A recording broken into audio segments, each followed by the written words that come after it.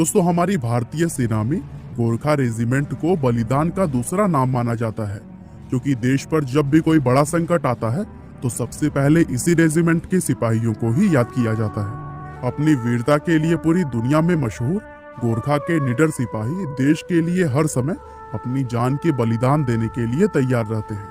आपको जानकर हैरानी होगी कि विश्व युद्ध के दौरान भी ब्रिटिश आर्मी ने इन्हीं गोरखा सिपाहियों के दम पर ही हिटलर की नाजी आर्मी को टक्कर दी थी। और गोरखा सिपाहियों ने वर्ल्ड वार के दौरान युद्ध भूमि में जिस वीरता और शौर्य का प्रदर्शन किया था, उसके किस्से आज भी पूरी दुनिया में सुनाए जाते हैं। वैसे आपकी जानकारी के लिए बता दें कि गोरखा हमारी इंडियन आर्मी की एक इन्फेंट्री यानी कि पैदल सेना रेजिमेंट है, जो कि नेपाल मूल के गोरखा सिपाहियों को शामिल करके बनाई गई है। अब गोरखा के इतिहास की अगर बात की जाए तो हमारे भारत में इन वीर सिपाहियों ने अपनी दस्तक आज से करीब 212 साल पहले ही दे दी थी।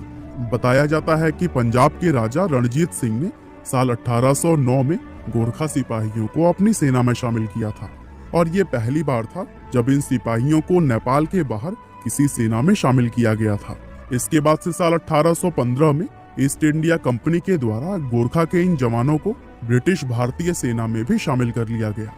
दरअसल हुआ यह कि ब्रिटिश सरकार अपने व्यापार को तिब्बत तक फैलाना चाहती थी, और उनकी इसी कोशिश के दौरान सन 1814 में नेपाल और ब्रिटिश ईस्ट इंडिया कंपनी के बीच एक युद्ध छिड़ गया। 2 साल तक चले इस युद्ध को आज इतिहास में एंग्लो नेपाल युद्ध के नाम से जाना जाता है। इस लड़ाई में दुनिया ने पहली बार गोरखा सिपाहियों की बहादुरी और निडरता को देखा था, और इन बहादुर जवानों के शौर्य को देखकर उस समय पूरी दुनिया दंग रह गई थी, क्योंकि संख्या में बेहद कम होने के बावजूद भी नेपाल के इन वीर सैनिकों ने ब्रिटिश सिपाहियों को कड़ी टक्कर दी थी। यहाँ तक कि ब्रिटिश आर्मी इस युद्ध में गोरखा सिपाहियों की ताकत और वीरता से इतने प्रभावित हुए कि उन्होंने उसी समय इन वीर जवानों को ब्रिटिश भारतीय सेना में शामिल कर लिया था, और तब से लेकर आज तक ये सिपाही हमारी इंडियन आर्मी की जान बने हुए हैं। वैसे अगर आप यह सोचते हैं कि गोरखा सिपाही सिर्फ हमारी भारतीय सेना में ही शामिल किए जाते हैं, तो आप पूरी तरह से गलत हैं, क्योंकि गोरखा के ये जवान भारत और नेपाल के साथ ही साथ लंबे समय से ब्रिटिश आर्मी का भी एक अहम हिस्सा बने हुए हैं। ये सिपाही अपने खास किस्म के हथियार के लिए पूरी दुनिया में फेमस हैं, जिसको कि नेपाली भाषा में खुकरी कहा जाता है। असल में ये एक स्पेशल किस्म का 12 इंच लंबा चाकू होता है, जिसको गोरखा का हर एक जवान हर समय अपने साथ रखता है। इस चाकू के बारे में यह कहावत काफी मशहूर है कि जब कोई गोरखा अपनी खुकरी को बाहर निकालता है तो फिर वो दुश्मन का खून बहाए बिना वापस म्यान में नहीं जाता है। गोरखा के बारे में बहुत से लोगों को यह गलतफहमी भी है कि इस सेना में सिर्फ एक खास किस्म की जाति के लोगों को ही शामिल किया जाता है, लेकिन असल में गोरखा किसी एक स्पेशल जाति के सिपाही नहीं होते हैं, बल्कि इनमें पहाड़ों पर रहने वाली अलग अलग जातियों के लोगों को शामिल किया जाता है। दरअसल नेपाल के पहाड़ी इलाकों में गोरखा नाम का एक जिला है, जो कि ऐतिहासिक रूप से योद्धाओं की जन्मभूमि माना जाता है। इस जिले के अंदर सुनवार, गुरुंग, राय, मागर और लिंबू आदि जाति के लोग रहते हैं, और इनमें से किसी भी जाति का व्यक्ति गोरखा सिपाही बन सकता है।